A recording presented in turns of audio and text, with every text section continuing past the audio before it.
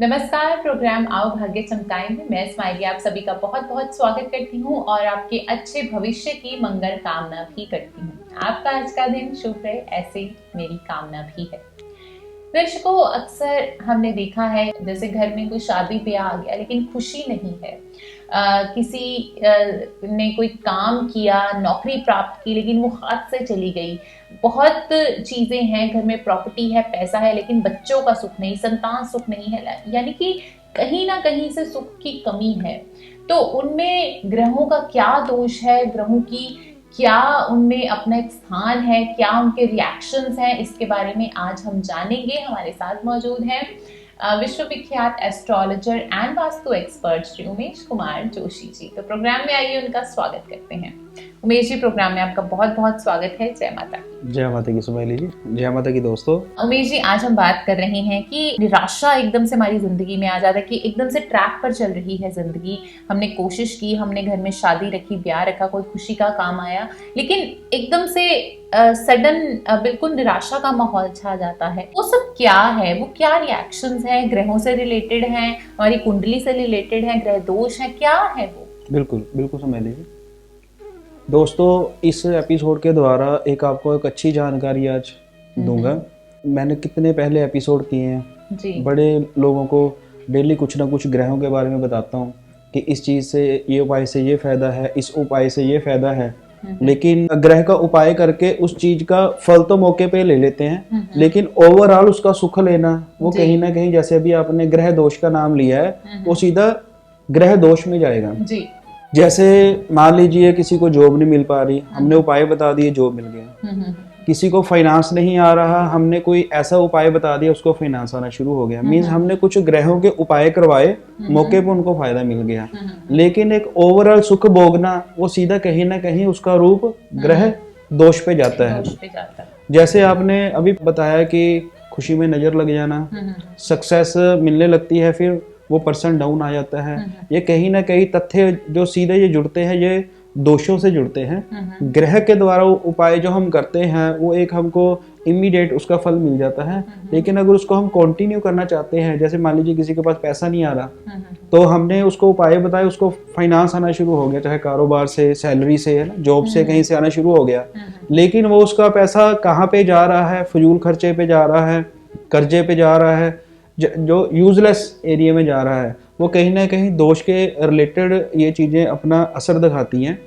किसी के घर में खुशी का माहौल आ गया, बर्थडे आ गया, कोई सेलिब्रेशन आ गई, एनिवर्सरी आ गई, तो खास उन दिनों में घरेलू झगड़ा, कोई मानसिक पीड़ा, कोई चोट लग जाना, कोई एक्सीडेंट हो जाना, ये कहीं ना कहीं मंगल का दोष एक्टिवेट करता है जी। कि जिनकी कुंडली में मंगल ग्रह किसी वजह से मंगल बद्ध होना, या मंगल देव के साथ राहु, या मंगल देव के साथ शनि देव जी का साथ में होना, वो मंगल खराब का सीधा साइन है।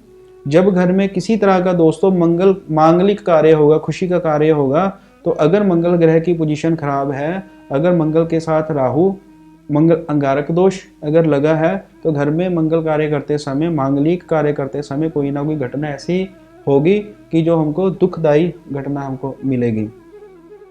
दूसरा कि हम किसी कार्य को कर रहे हैं, सफल होने ही वाला है, आपके माइंड में चल रहा है कि बस थोड़े दिनों में मेरे को सफलता मिल जाएगी, कल के दिन सफलता मिल जाएगी। जब आप पूरा शिखर पे पहुंचते हो कि बस अब तो मेरे को सक्सेस मिल ही जाएगी, लेकिन उसके दूसरे दिन ही एकदम गिरावट आ जानी, एकदम गिर जाना, जिसको हम सांप सीढ़ी की एक जैसे गेम खेलते हैं कि सीधा हमने स्टेयर पे चढ़े, एकदम में गिर गए। तो जो एकदम में डाउनफॉल होता है, ये कहीं ना कहीं कालसर्प दोष के रिलेटेड है कि जिनकी कुंडलियों में कालसर्प दोष लगा है, तो सफलता के शिखर पे आते ही एकदम में वो गिर जाते हैं। तीसरा दोष हम लेके चलते हैं पितृदोष, कि घर में माता पिता का सुख न मिलना, बच्चों को, जब माता पिता को बच्चों का सुख न मिलना, घर में अकेली बेटियां होना, घर में आगे बेटा ना हो पाना, वंश ना बढ़ पाना, अगर बेटा हो गया माता पिता के कहने से बाहर होना, अगर बेटा कहने में है वो बेटा सक्सेस नहीं हो पाएगा, उसको कहीं ना कहीं पैसे में, फाइनेंस में, कर्जे में, कारोबार में परेशानी आएगी। ये ओवरऑल रिजल्ट आ गया दोष के रिगार्डिंग।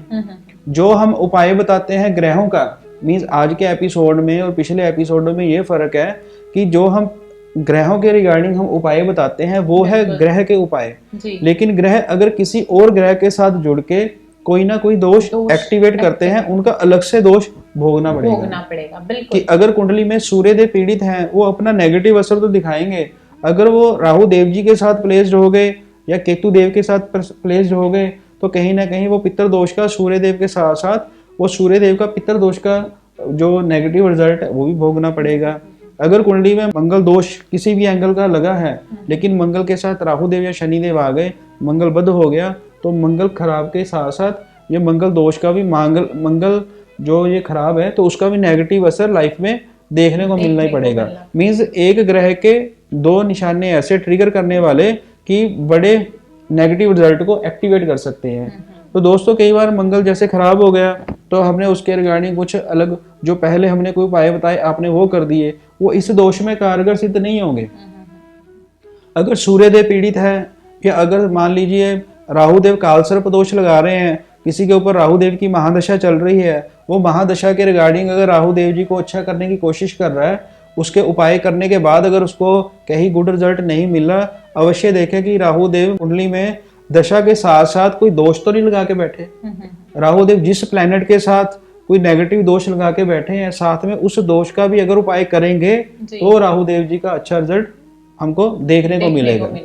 जी बिल्कुल। तो यहाँ पर इस चीज को समझना बेहद जरूरी है कि आपके यदि अपने जैसे राहु देव जी के ग्रह की बात करें, अगर वो खराब है उनका एक सेपरेट आपको रेमेडी करनी पड़ेगी। लेकिन यदि वो किसी और ग्रह के साथ जा मिले हैं, वो स्ट्रांगली आपको नेगेटिव इफेक्ट्स दे रहे हैं, तो उसके लिए आपको अलग से कोई ना कोई रेमेडी डेफिनेटली करने की जरूरत है। क्योंकि ऐसी ग्रह दशा, ऐसे ग्रह दोष आपकी जिंदगी के लिए, आपके आने वाली जिंदगी के लिए, आपकी खुशियों के लिए खतरनाक साबित हो सकते हैं। पितृ दोष को ले लीजिए, कालसर्प दोष को ले लीजिए, ये वो दोष हैं यदि आपकी कुंडली में बैठ गए तो आपको सारी जिंदगी ये सांस नहीं लेने देंगे, चैन नहीं लेने देंगे। तो इनका उपाय बेहद जरूरी है। देखिए, जब आप अपने बर्थ चार्ट के अकॉर्डिंगली अपने प्रॉपरली दोष को जानकर उनकी रेमेडीज करते हैं, उसका असर आपकी जिंदगी में पॉजिटिवली जरूर होता है। तो मेजी इसके उपाय जरूर हमारे दर्शकों को बता दीजिए। जिन जातकों की कुंडली में ऐसे दोष लगे हैं, सबसे पहले अपना बर्थ चार्ट जरूर एनालिसिस करवाएं।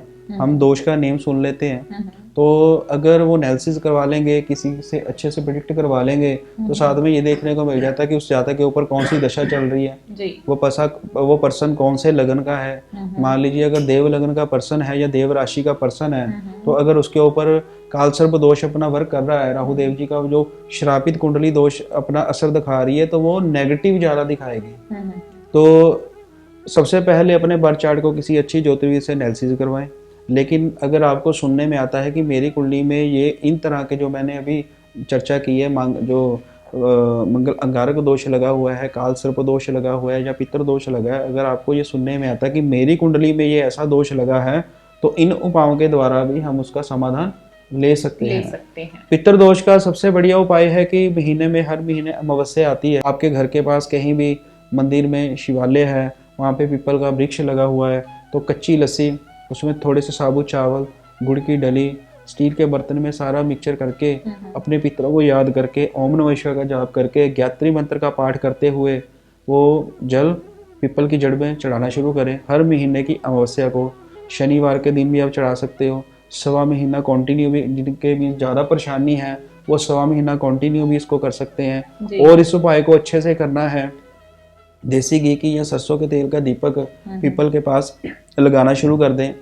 जिनकी कुंडली में मंगल देव खराब हैं, खुशी के दिनों में मान लीजिए झगड़े परेशानी आ रही हैं, मंगल अंगारक दोष लगा हुआ है, तो सबसे सटीक उनके लिए रेमेडीज है एक पानी वाला ब्राउन नारियल, उसके ऊपर लाल मोली लपेट कर वो हनुमान जी के आगे हर मंगलवार को या शनिवार को चढ़ाना शुरू करें।